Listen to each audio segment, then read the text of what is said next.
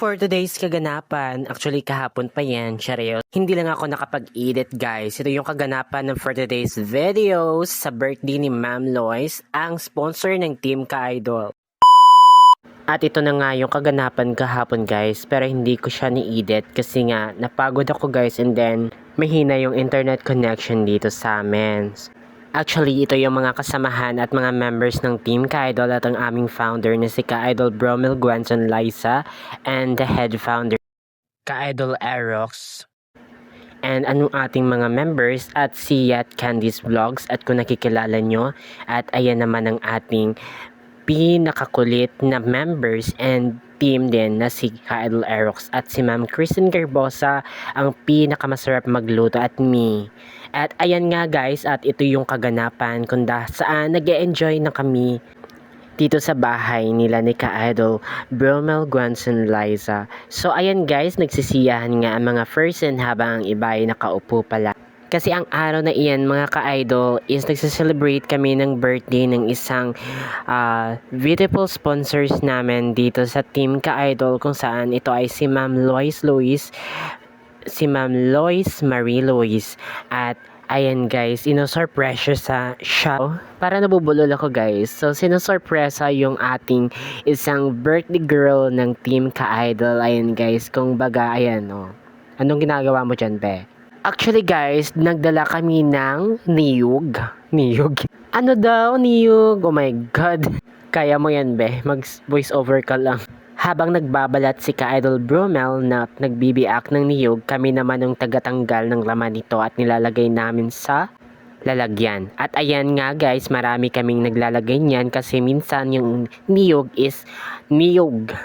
Matigas. Kasi guys, pwede na siyang gawing bukayo. Bukayo ba tawag doon sa Tagalog? Ewan ko lang talaga eh. Alam nyo ba guys, masarap kainin ng niyog pag fresh pa, lalong-lalo na pag bago siyang pitas. So, fresh nga eh. At bongga kasi guys, on the spot pictures at balik sa trabaho. Hay nako, napakakulit talaga ng Team Ka-Idol. At kung saan, ayan nga guys, ang iba nagkakantahan at kami habang kami kumakain habang kinakayod yung niyog. Matigas yung niyog na yan guys, kung alam nyo lang. Actually, ito yung mga handa at mga yan na yung mga members at we are preparing na para sa singing contest. Oh. Hindi pala ako na-inform guys, meron palang pa-singing contest dito sa amin. Gusto nyo bang marinig kung anong kinakanta niya? At ito ay paparinig ko sa inyo. Let's start.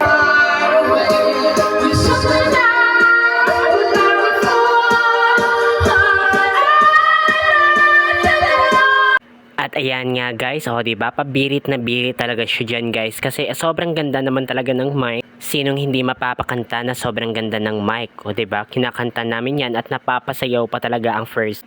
At ayan nga guys, nag-selfie muna kami ng aming first na si Ma'am Mimi Vailon. At ito na nga yung niyog.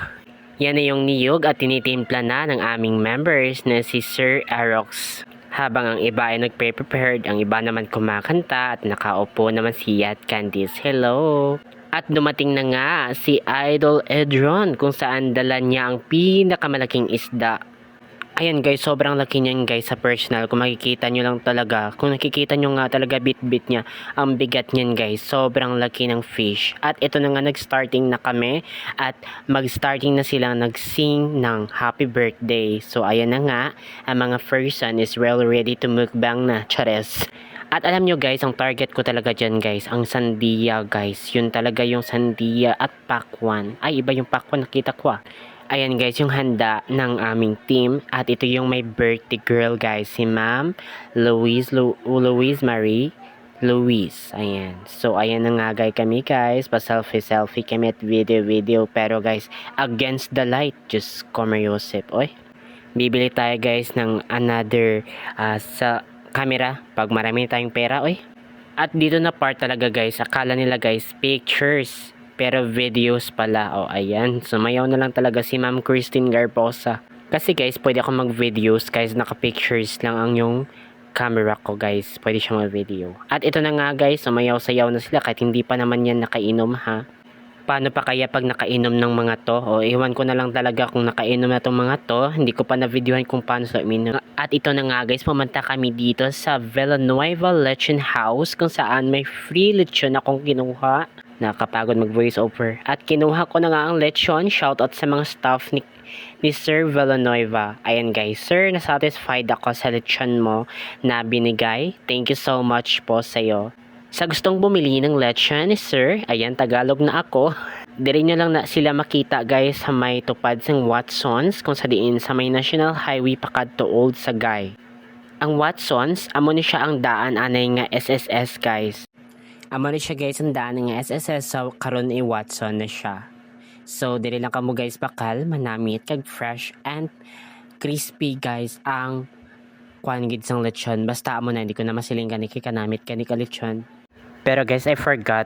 Pinachop ko na lang sana. Nahirapan pa talaga ako. Pero kasalanan ko naman, cherries. At ayan na nga guys. Tinanggap ko na yung binigay ni Sir. At free yan guys. Sobrang saya ko talaga. At hello pala sa staff mo sir ha, cherries. At ayan mga sir, thank you so much. At uuwi na nga kami guys. At uuwi ko pa dito itong time na to. At ayan nga guys ha, kung saan nyo makikita, dito lang yan sa may Watson, sa gilid ng Watson guys. Makikita nyo dyan guys, kumalma ka be, kumalma ka. Dito yan guys sa gilid ng Watson. Makikita nyo dyan pag tumaan kayo, Villanueva Lechon House. Ayan, huwag nyong kalimutan. At ayan nga, bye na. Hindi na ni amo ang video ni, ulihin na ni siya.